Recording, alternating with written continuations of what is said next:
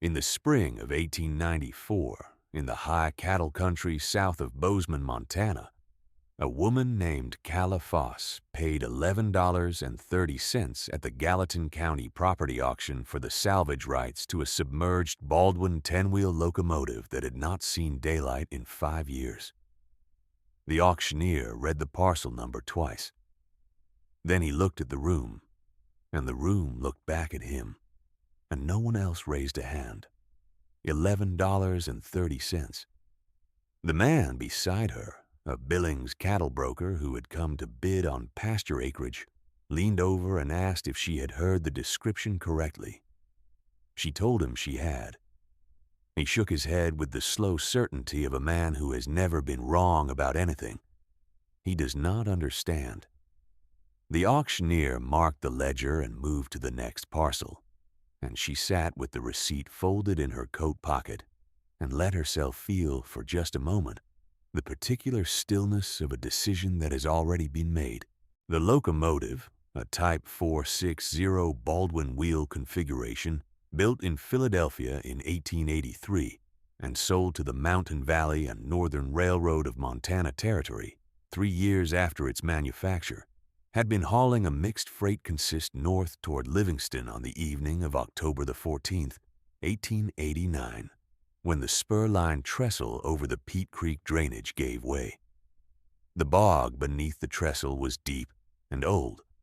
The engine went in nose first, and the soft ground swallowed it with a sound that the two section hands working the near bank described afterward as less like a crash than like a door being quietly closed. The fireman jumped before it went in and broke his left arm on the bank. The engineer, a careful man named Thaddeus Root, who had been running engines for the Northern Pacific for 9 years before the Mountain Valley hired him, wrote it down. He was recovered 3 days later by a crew with grappling poles and a block and tackle rigged from the trestle timbers. The recovery crew noted in their report that his watch was still running. The Mountain Valley and Northern Railroad filed the locomotive as a total loss within 30 days of the accident. 6 months after that, they filed for protection from creditors in the Nebraska federal courts, listing debts of approximately $140,000 and assets sufficient to cover perhaps 40 cents on the dollar. The physical plant was auctioned in pieces over the following 18 months. The profitable spur lines sold off to larger concerns, the rolling stock inventoried and dispersed. The bog locomotive, listed in the inventory as a recovered impossible asset, was quietly transferred to Gallatin County as a public nuisance and left to the water table. For 5 years, nothing disturbed it.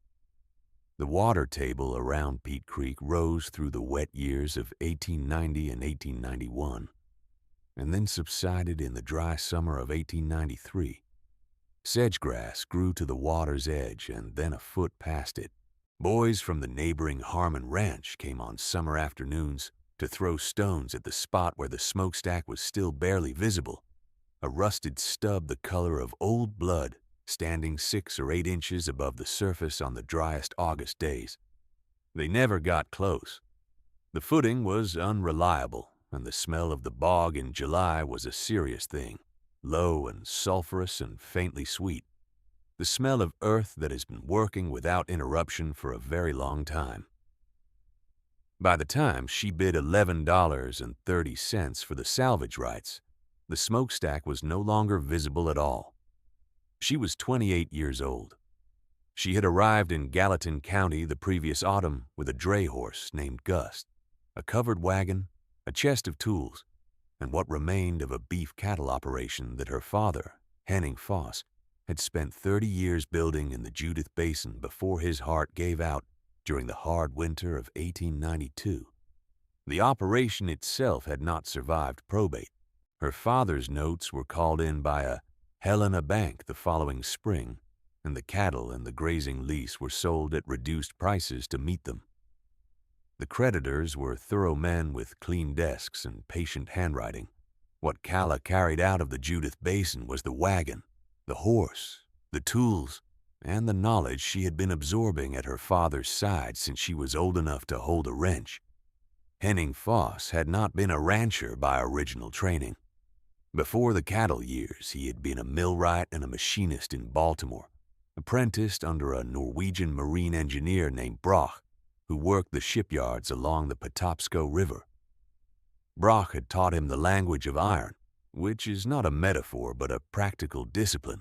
It meant learning how a metal component speaks through the tool holding it, how a seized fastener distinguishes its failure from a stripped one, how you read a casting by watching where the rust begins rather than where it has accumulated.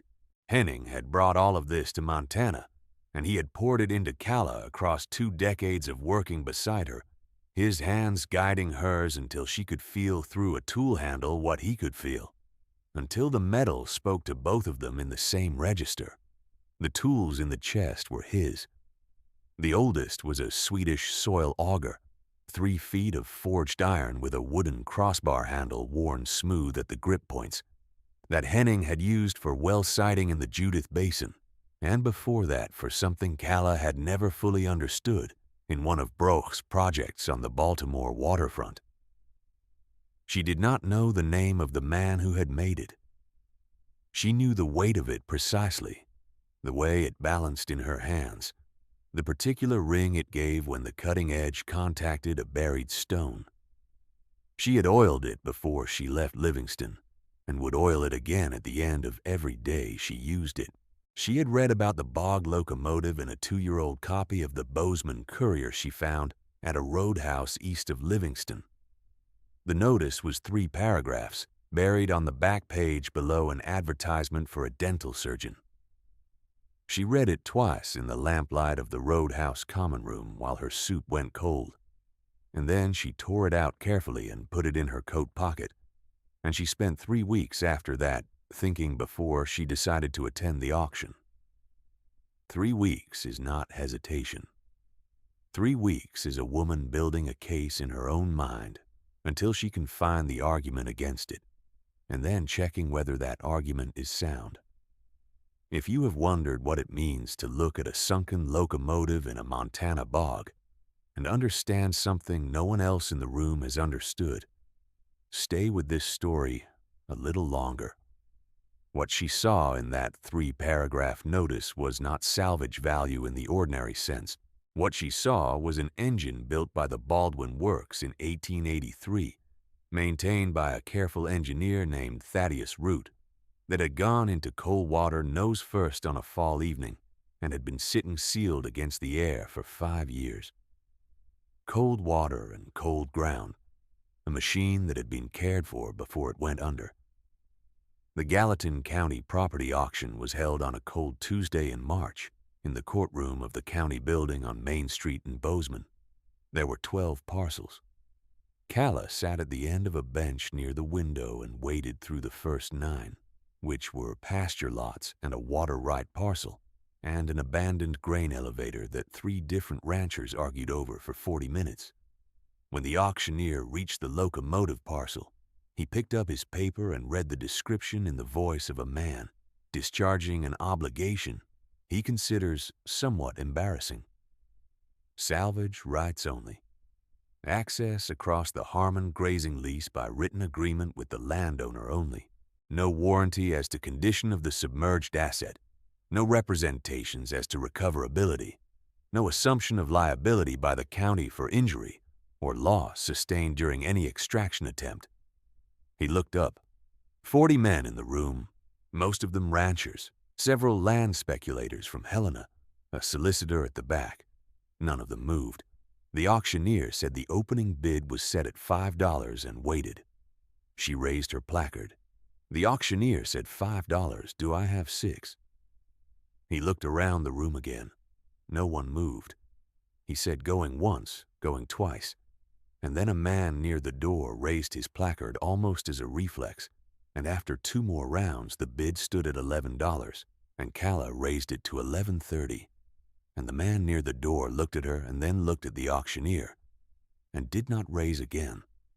He did not know what she knew. Nobody in the room did. She rode out to the Peat Creek drainage the following morning before the frost had entirely left the ground. The land was still half seized. the upper meadow ringing under Gust's feet, and then they reached the lower floodplain, and the footing softened, and she could feel the change through the saddle. The bog was larger than she had pictured from the courier description. The visible surface was flat and dark, wound through with the bent stems of last year's sedge, and she could not at first determine where exactly the locomotive had entered. She had brought the soil auger in a loop across her saddle bow. She dismounted at the east bank and cut a long pine branch from the timber 40 yards back, stripping the small branches clean with her belt knife, and she began to walk the perimeter of the bog, testing the depth and consistency of the substrate with the branch, reading the ground's resistance through the wood the way her father had taught her to read a pipe for blockage, the hand receiving information that the eye cannot. She found the buried mass on her third circuit of the east bank. The branch met resistance at a depth of roughly 6 feet, earlier than the substrate around it, and the resistance had the particular quality of iron, rather than root or glacial stone. She stopped and held the branch still for a moment. She moved it 6 inches north, iron again at the same depth. She marked the spot with a flour sack tied to a stake she drove with the heel of her boot, and then she walked the shape of the thing beneath her, marking as she went, until she had an outline that told her the orientation. The nose was pointing north-northeast, the way it had been pointed on the trestle. It had gone straight in. She stood for a long time looking at the surface of the water. Her father's voice in her memory was measured and practical. "Before you move anything," he had said, "know where it wants to go." Getting the written agreement with the Harmon Ranch took 4 days and 2 visits. Ward Harmon was a widower in his 60s, with a face weathered to the color of walnut bark, and he had opinions about most things on his land that he had held long enough they had become structural. He was not unfriendly, but he was careful, and the careful variety of unfriendliness is the kind that requires you to earn the ground you are asking for. On the first visit, he listened to her describe the project from the doorway of his kitchen and asked 3 questions and then told her to come back Thursday. On the second visit, he came down to the creek bank with her and watched while she worked the perimeter again, with the auger this time, drilling 3 test bores to confirm the orientation. And when she was finished and had her notes in the ledger, he stood looking at the marks for a while. He asked her what she planned to do about the mud suction when the engine broke surface. It was the question of a man who understood something about extraction, and she gave him the full answer. She described the principle of the slow release, the necessity of boring augmented drainage channels before any mechanical pull was attempted, the idea of letting the ground surrender the machine rather than tearing it free and risking structural collapse. You give the water a path to go, and then you give the thing a path to follow, and you do not rush either one. Ward Harmon was quiet for a moment after she finished. He looked at the surface of the bog. He said he had a team of 4 draft horses that she could use if she needed them, and he named a fair rate for the team and the 2 hands to manage them. She needed the horses. She had known she would from the moment she read the dimensions of the engine in the courier's description, and she had budgeted for it. The work began in the first week of April, when the ground was soft enough to take the auger, but still cold enough to keep the sedge from hindering her movement. She started with the drainage channels, hand-boring 3 parallel trenches from the east bank inward toward the buried mass, working at angles calculated to draw the water table down around the machine without destabilizing the surrounding substrate.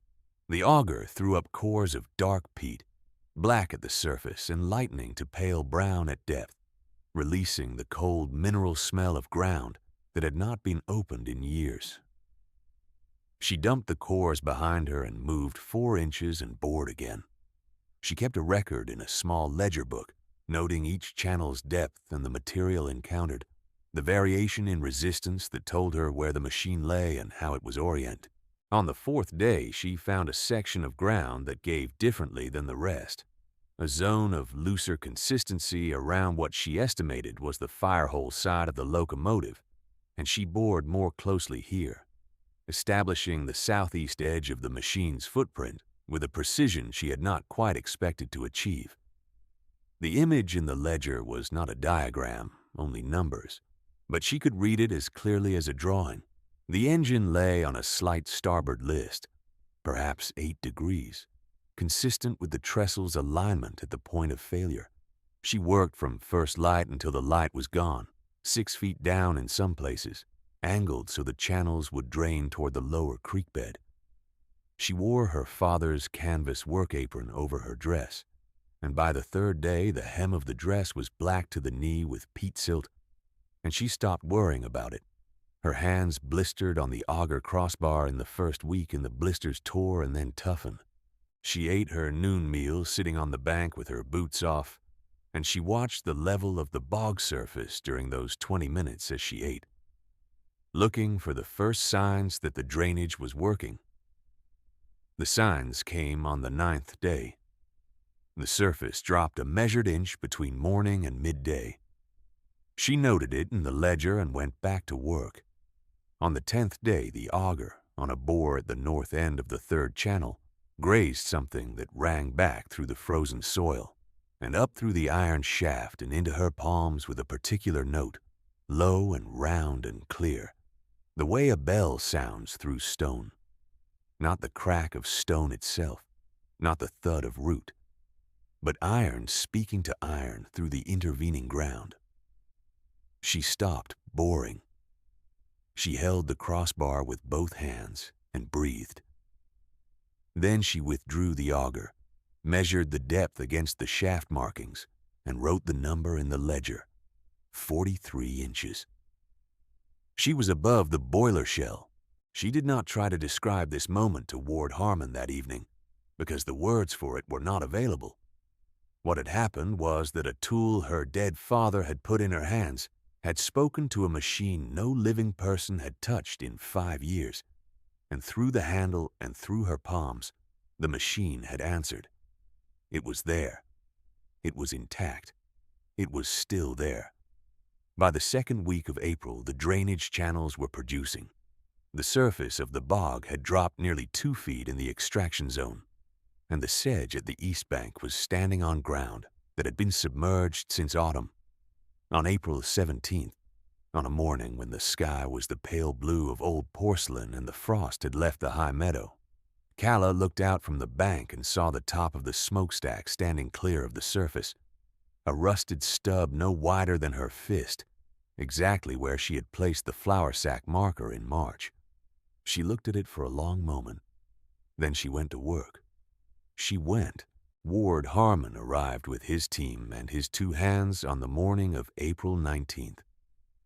The hands were young men in their middle 20s, and they looked at the drainage trenches and the marked perimeter and the visible smokestack with the careful faces of people who have arrived, expecting to be skeptical, and are finding the evidence inconvenient.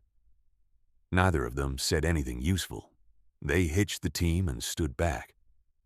Calla had spent the 2 days prior building the rigging. 3 anchor stakes driven into the frozen bank with a driving hammer she had borrowed from Harmon's tool shed, set at the angles she had worked out in the ledger. The main pull line ran through a double sheave block she had assembled from hardware purchased in Bozeman, rigged from a timber she had cut and set as a gin pole across the creek mouth. The secondary lines were stabilizers, set at angles calculated to prevent rotation as the engine rose and came clear of the suction seal. She had checked the angles twice and then checked them a 3rd time, at dawn. Her father, in her memory, on the subject of ropes. "They are a conversation with weight," he had said. "You ask the load where it wants to go before you tell it where to go. If you listen first, it will follow." The pull began at mid-morning. Ward Harmon's 4 horses leaned into their collars and the lines went taut, with a sound like a low chord struck on something vast, and for 30 seconds nothing moved. Calla watched the surface of the bog. A bubble broke on the west side, a slow dome of gas and dark water. Then another, further north. then a long, gradual eruption along the South Channel, the smell of deep cold rising with it, and the smokestack rose an inch and held. She called hold. They rested the horses and waited 15 minutes.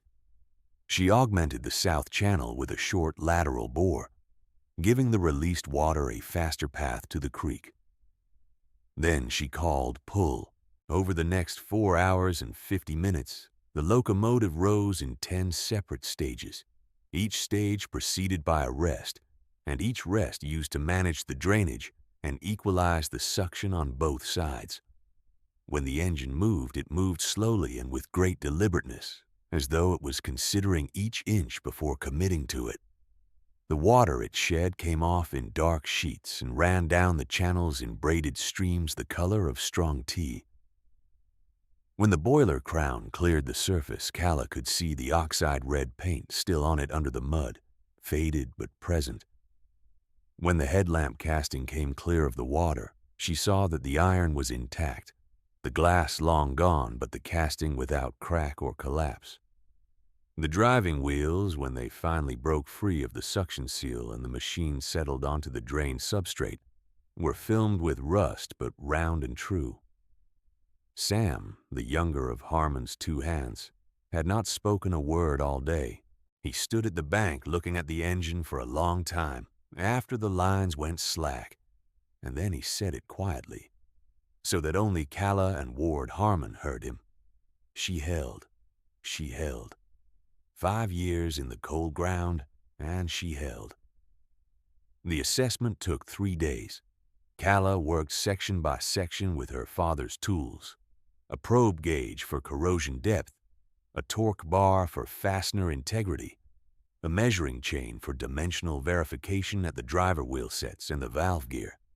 She filled 16 pages of the ledger with numbers and notations, working from the front of the engine to the rear in a sequence she had planned in advance, never jumping ahead, never going back to revise without noting the revision and its reason.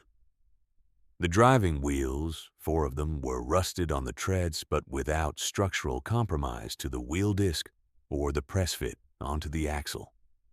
The valve gear was seized but present and complete. All the eccentrics and links and valve rods accounted for and in position. The boiler showed minor distortion at the firebox crown, less than she had feared, and the seams were intact. The cab roof was gone, rotted through at the frame, but the cab framework itself was sound iron. The brass fittings had gone a deep verdigris green, every one of them. What she had was not a running locomotive.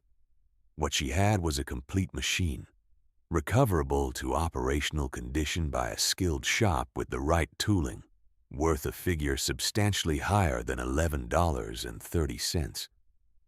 On the second day of assessment, work in the cab interior with a rag and a pry bar, clearing mud from the high surfaces, she found the engineer's document box. It was mounted on the forward bulkhead above the water line, bolted at 4 points with brass cap screws, and its lid was sealed with a rubber gasket of the kind used for instrument housings and marine applications, the sort of gasket that a careful engineer orders for a purpose and installs properly because he understands what exposure will do to anything less. The cold and the anaerobic conditions of the bog had been kinder to vulcanized rubber than to most things. The lid was tight. She opened it with a flathead bit from her father's kit, working the screws slowly, and when the lid came free there was a brief movement of stale air against her face, cold and closed, the breath of a sealed space.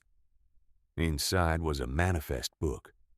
The pages were wavy with old moisture but completely legible, written in the precise, slightly forward-leaning hand of a freight clerk who had cared about his work. The manifest covered the mixed consist the locomotive had been hauling on the evening of October 14th, 1889. 22 cars, each listed with its originating station, its consignee, and a brief description of its contents. She read through the entries once to get the shape of the document, and then went back to the third car. Car 3 was listed as a sealed express car, Montana Line, originating Billings, consigned to the Mountain Valley and Northern Railroad, Construction Superintendent's Office, Livingston. Contents were payroll currency and coin, $7,400. Consignee signature required at destination.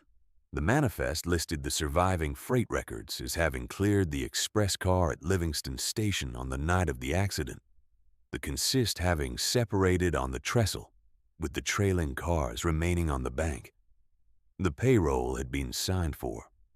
That much was in the published record, and she had known it already. What was not in the published record was the notation at the bottom of the express car entry. It was written in a different hand from the body of the document, smaller and more compressed, as though added in haste or in conditions where there was not room to write comfortably. It read as follows, the words compressed and without punctuation, the way a man writes when he is in a hurry or does not wish to be fully legible. Bond authorization, K. Mortimer, Superintendent, credit transfer to MVN General Operating Account. Reference November 12th, document K. Mortimer. Kenneth Mortimer, the Mountain Valley and Northern's construction superintendent, who had signed for the payroll at Livingston Station, and whose name appeared in the bankruptcy filing as a creditor, not a debtor, because he had resigned his position 3 months before the company collapsed and claimed no knowledge of the insolvency, who had, by this notation's implication, authorized a transfer of $7,400 in track crew payroll into the company's general operating fund, rather than distributing it to the 230 men who had earned it, laying track on the Shields River extension through the summer and fall of 1889. The company had used the money to service its debt to the Chicago holding concern. The track crews had filed claims in the bankruptcy proceeding and been told to expect 20 cents on the dollar. And then the 20 cents had not materialized either, and the claims had been closed out at nothing. She had known this part before she ever went to the auction. She had spent 3 weeks reading everything in print that mentioned the Mountain Valley and Northern Railroad, its construction superintendent, and its bankruptcy proceeding. She had found the filed claims in a Bozeman newspaper's coverage of the proceeding. She had found Mortimer's name attached to the payroll signature in a single paragraph notice in the Livingston Enterprise. She had been looking for a document that connected the two, and she had understood before she bid $11.30 that the document, if it existed, was in the one place no one had looked. A sealed engineer's document box mounted high on the forward bulkhead of a locomotive that was sitting nose-deep in a Montana bog. The manifest went into her father's document satchel, wrapped in oilcloth from the supply bag on the wagon. She spent the next 3 days at the bog finishing the mechanical assessment and making clean copies of the relevant manifest pages in her ledger, and then she rode into Bozeman. She spent 2 weeks in Bozeman, in the county courthouse, in the recorder's office, in the reading room of the Gazette, in the territorial land records room where the Mountain Valley's right-of-way filings were stored. She found the full bankruptcy proceeding records, which ran to 4 boxes. She found the filed crew claims, 41 pages of them, each one signed by a man or by a widow on behalf of a man, with amounts ranging from $31 to $214. She found Kenneth Mortimer's name in the proceeding records twice, first as a creditor claiming unpaid salary, which had been settled in the first disbursement, and again as a listed signatory on the payroll transfer documentation, which had been filed and apparently not read closely by the bankruptcy trustees. She wrote 41 letters, one for each name on the filed claims, in the plain economical hand her father had taught her for business correspondence. She stated what she had found, what it implied, and what she intended to do with it. She made no promises about money because promises about money in uncertain proceedings are a form of cruelty. She promised only that the record existed and that she would see it put in front of the right people. The responses came in pieces over the following 3 weeks, arriving at the post office on Main Street where she had listed the shop address she intended to open. letters from men who had laid track on the Shields River extension in 1889 and were now scattered across Montana, Wyoming, and southern Idaho, working at other people's cattle operations, at mining concerns, at small farms. Some of the letters were from widows writing on behalf of husbands who had died in the years between the claim and her letter. A few were terse and cautious. A few were long and specific, laying out what those unpaid wages had cost in concrete terms, naming a note called in, a winter without adequate provisions, a child's schooling deferred. One letter was from a woman in Butte named Grace Aldrich, whose father had filed a claim for $112 and had spent 2 years trying to advance it through the bankruptcy process before his health failed, and who wrote 3 careful pages asking exactly what Calla had found and what she thought it meant, and at the end asking what she could do to help. What Grace Aldrich could do, and what she did, was write a letter of introduction to a Butte attorney named Vincent Pryor, who had spent 4 years handling mining company claims and who had, it turned out, looked into the Mountain Valley and Northern bankruptcy twice already without finding the leverage the case required. Pryor traveled to Bozeman in June. He read the manifest in 2 hours and then sat for a while with his hands folded on the table. He asked Calla how she had known to look in the document box. She told him about the gasket, the kind of gasket a careful engineer orders for a specific purpose, and about what cold anaerobic conditions do to vulcanized rubber. He listened with the still quality of a man filing everything he hears. He asked if she would be willing to provide a sworn account of the recovery and the chain of custody for the document. She told him she would. Kenneth Mortimer was living in Denver. He was 61 years old and had been operating a dry goods concern on Larimer Street for 4 years, and his assets, when Pryor's inquiry reached his attorney, proved more substantial than the figure of $11.30 he had offered as his contribution to the bankruptcy creditor pool. His attorney made 2 trips to Butte and then advised settlement. The manifest notation in Mortimer's own hand, compared to his signature on file with the Colorado Secretary of State's business registry, was unambiguous to 3 separate document examiners. There was no version of the story in which the notation did not say exactly what it said. The settlement was reached in September of 1894. The track crew claims, now 5 years old, were paid at 60 cents on the dollar from Mortimer's personal assets, distributed across 41 living claimants and 11 estates.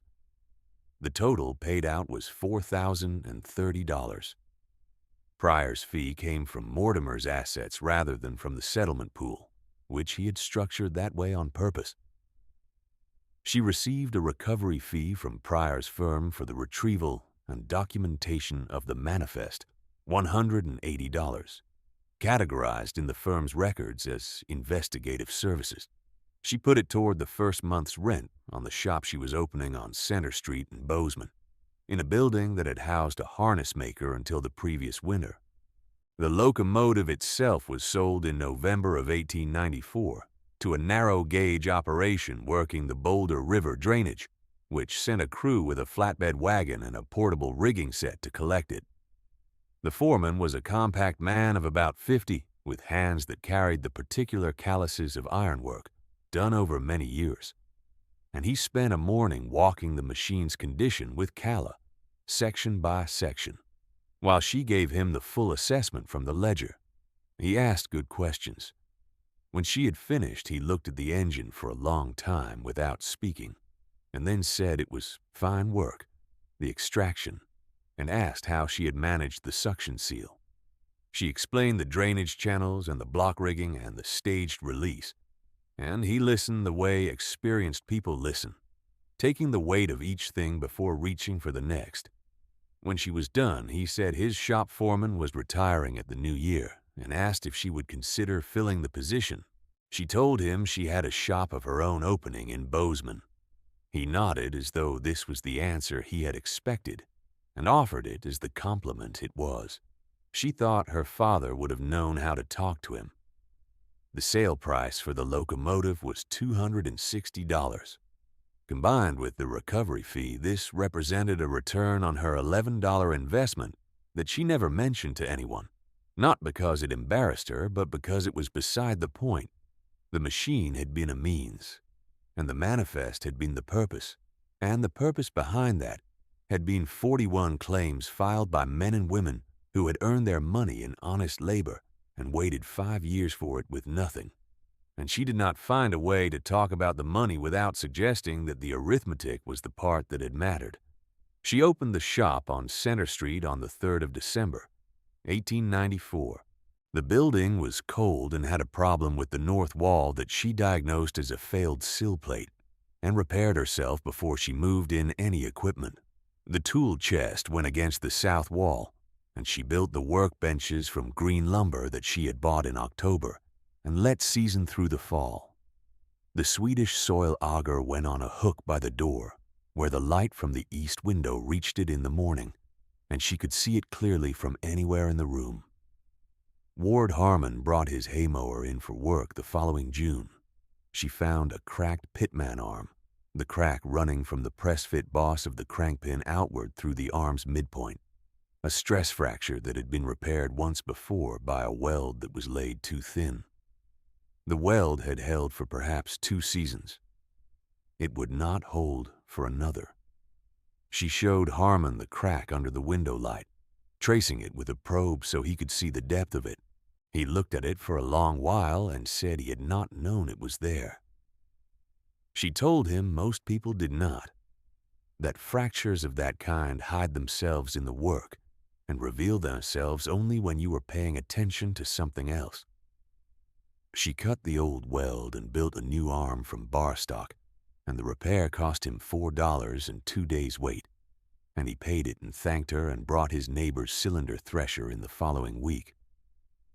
The shop was still on Center Street 8 years later. She never moved it. Grace Aldrich came through Bozeman in the summer of 1895 on her way to visit family in Missoula and spent an afternoon at the shop. She was a composed woman with direct eyes and a habit of asking the exact question she meant to ask, which Calla found restful. Grace asked about the manifest and about the document box and about what it had been like to open something that had been sealed since 1889. Calla told her about the gasket and the cold air and the condition of the pages, and Grace listened carefully and did not try to make it into more than it was, which was also restful. Before Grace left, she picked up the soil auger from its hook by the door and held it in both hands, feeling the weight, her thumbs finding the worn grooves in the crossbar where Henning Foss had held it for decades. She stood for a while without speaking. Then she put it back on its hook with the care of someone returning a thing that belongs to someone else and has been entrusted to them for a moment, and she thanked Calla and went out. That evening, after she had locked the shop and banked the stove, Calla opened the assessment ledger and wrote her father's name on the inside front cover. Henning Foss, 1833 to 1892. She wrote it in the plain business hand he had given her, the one that was meant to be read clearly and not admired. Then she closed the ledger and set it on the shelf above the workbench where she could see it from the door. The locomotive sat on the Boulder River narrow gauge operation until 1907, when the line was absorbed by a larger concern and the rolling stock was evaluated for resale or retirement. The assessment report described it as being in good working condition with no significant mechanical defects attributable to its history. The evaluator's notes mentioned that the boiler interior showed evidence of thorough cleaning and that the valve gear had been reseated with good workmanship. It was listed as a serviceable asset and sold accordingly. There is a thing that happens to machinery that goes into cold water and stays there, sealed from the air. The cold and the darkness are hard on some components and surprisingly gentle on others. The cast iron holds better than the wrought. The seals that were properly greased before the machine went under hold better than the ones that were not. A machine that was maintained by someone who cared about it before it went in will reveal that maintenance, when it comes back up, will carry the evidence of those hands across the years of its submersion, will return to daylight in better condition than anything a careless man left behind would deserve. Henning Foss had been dead 2 years when his daughter stood on the bank of the Peat Creek drainage and felt his Swedish auger ring against the buried boiler shell. He had been dead 6 years when the settlement checks went out to the men who had waited for them. He had never met any of those men, and had not known the locomotive existed, and had not known anything about the Mountain Valley and Northern Railroad's payroll accounting practices. He had known only that the work mattered, and the tools should be maintained, and the ground would tell you what it held if you listened to it with enough patience to hear the answer. Calla Foss had known this because he told her. She had listened. She had been listening since she was old enough to hold a wrench, and she kept listening after he was gone. And when the auger rang against the iron in the cold Montana earth, she heard his voice in the note and kept boring. The auger still hung by the door. Outside the east window on December evenings, the light came off the mountains in long, shallow bars, cold and clear, the kind of light that shows you what is there without flattering it or concealing it, and the tools on the south wall caught it and returned it each in its own way, as well-kept tools will do. If you have followed this story to its ending, leave a word below for the men who filed their claims and waited. What they were owed was simple arithmetic, and the arithmetic was finally done. There is another story of this kind, waiting in the next frame. A woman and a thing the world had stopped caring about, and the long, patient labor of bringing the truth back into the light. Find it there. This is a work of historical fiction. Names, characters, specific events, and institutions are invented. The machinery recovery practices and labor dispute context are drawn from the history of the American frontier in the late 19th century.